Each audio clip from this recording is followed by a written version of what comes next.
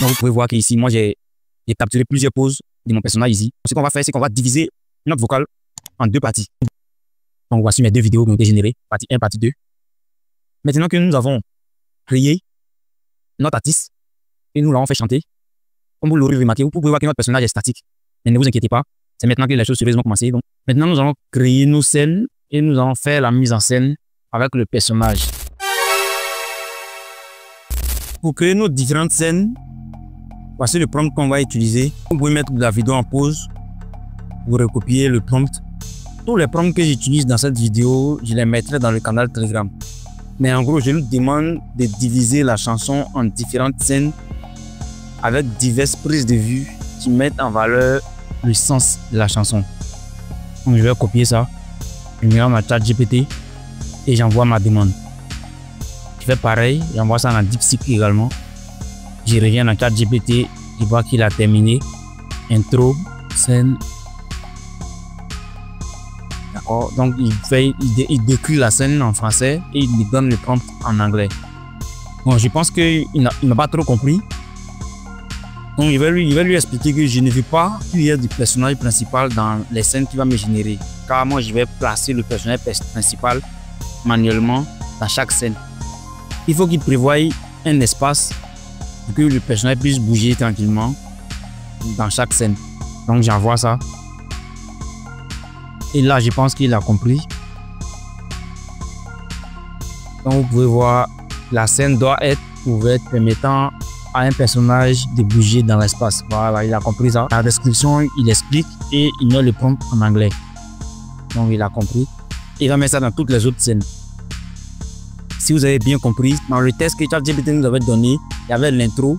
Après, il y avait le couplet 1, le refrain. Donc, il a pris chaque bloc. Et il a créé une scène. On va commencer la création. On va copier le prompt de l'intro.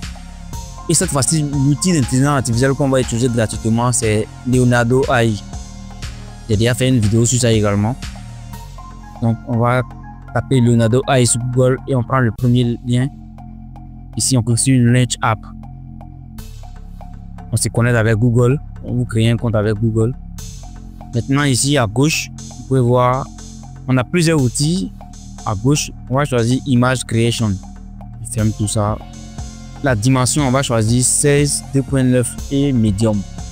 Maintenant, dans le modèle, on choisit Phoenix 1.0. Et Type et Prompt. On va coller notre prompt qu'on a copié depuis ChatGPT au DeepSeek. Ça va nous coûter 24 crédits. Sachez qu'on a 150 crédits par jour. Donc, vous pouvez créer plusieurs comptes. Donc, je clique sur générer, passant quelques secondes. Et là, vous pouvez voir qu'il m'a généré et il a mis dans les graffitis non galant tech, corruption, système pourri, ce qu'il lui a demandé.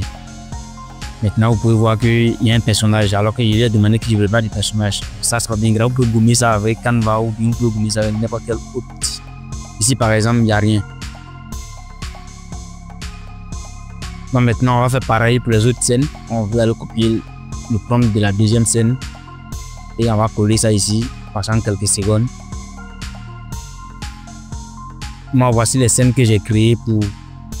Parce que ça, c'est dans un autre navigateur. Ce sont les scènes que j'ai générées pour mon clip. Vous allez reconnaître ces images-là dans mon clip. Sachez aussi que j'ai créé plusieurs comptes. Vous voyez, ça, c'est un autre compte. Voilà, j'ai créé plusieurs comptes pour avoir plusieurs propositions.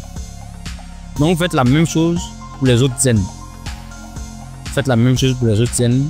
Scène 3, scène 4, scène jusqu'à la dernière scène. Donc, pour télécharger notre image, on clique sur l'image. Vous allez voir l'outil, la petite icône de téléchargement ici, Download Image.